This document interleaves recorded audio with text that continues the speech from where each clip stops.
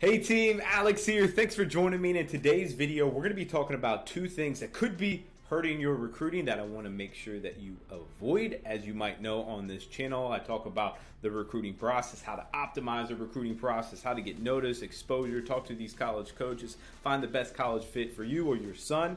And I just want to make sure I don't talk a lot about what could be hurting. So I wanted to cover that today. And if you're new to my channel, my name is Alex Swinson. I'm a former Division I college coach, scout, and recruiter, and now I'm here to help you or your son play at the next level. So if you get anything from this video, please smash that like button and subscribe, and also please comment down below anything you would like me to cover.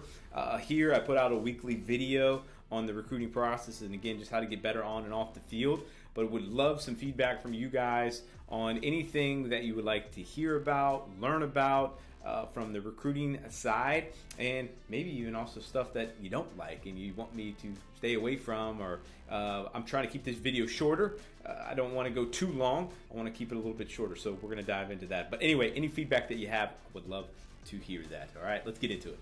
Number one is having too narrow of a school list. Schools that you are targeting, you may only have 3, 4, or 5. If you're just starting this, you want to have a lot more than that. Cast a wide net and then bring it on in. Why is that the case? And also things that I've seen is guys just focusing on maybe just Power 5 schools. Nothing wrong with that, especially if you have some athletic ability, because that's the top of the top. And again, not that you shouldn't go for top of the top, but you also got to see where you fit athletically, academically, geographically, socially. There's all these factors involved, right?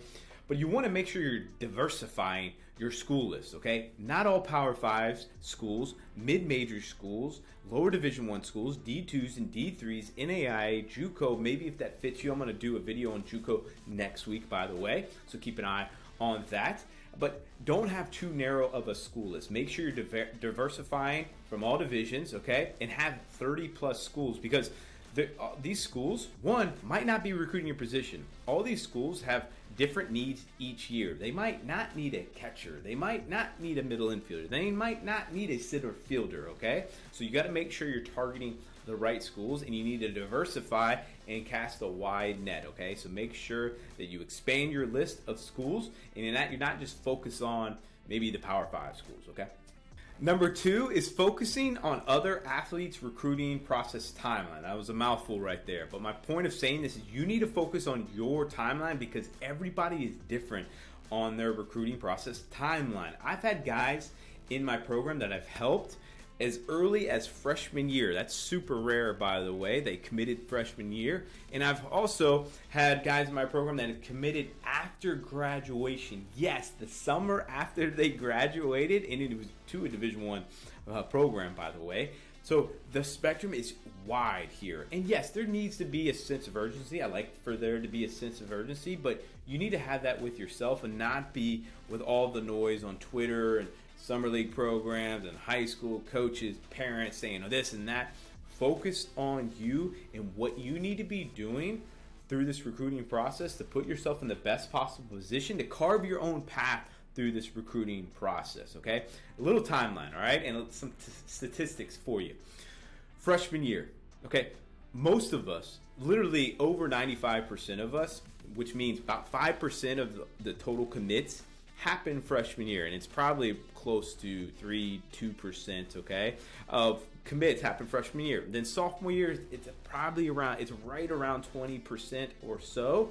So you have 75% happen junior year or later. Senior year is getting late. There's no doubt about that, okay? Senior, especially after like Christmas break or into the spring of your senior year, so you got that semester left till you graduate high school. That's no doubt getting late, okay? That's getting late. We want to have a decision by then, but things have happened, and things have definitely happened. In that case that I told you about, things happened after graduation, okay?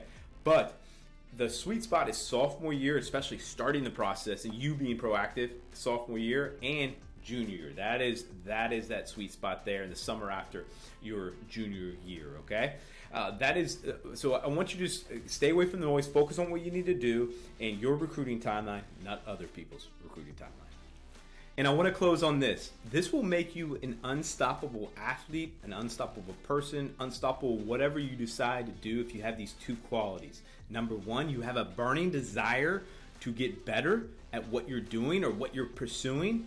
And number two, you're not afraid to fail in front of others. Now think about that, right? You have that burning desire to get better. Most people will find that throughout their life, whether it's in sports, in this instance, they have a burning desire to get better. But where they stop and where they stop getting better is they're afraid to fail, and they're afraid to fail especially in front of others, whether it's at practice, at game, or whatever it is.